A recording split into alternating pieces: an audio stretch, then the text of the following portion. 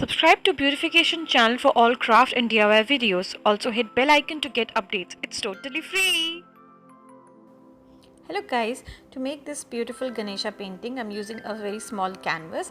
You can use any size canvas that you want. You can also use cardboard or paper, anything that you want.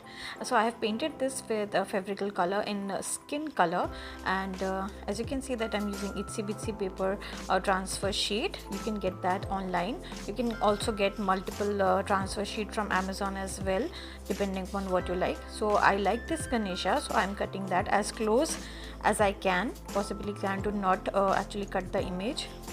And once the image is properly cut, I'm just placing it wherever I want, and you have to remove the film over top of it. Once you remove it, place in the position where you want, it will stick it there, and then using a wet sponge put all over your picture. This will make sure that the image underneath gets stick. Once that is done, after few minutes, take out the upper film and your painting is done. I've added few Ganesha as well from the same sheet, and that is how I made this beautiful Ganesha painting. And if you want, you can add a glossy or a matte medium on top of it to make it permanent, because it's a film and can come off if you're not sealing it properly. So once it is done, it looks super beautiful, and you can use a very big canvas or a small canvas and it looks absolutely beautiful.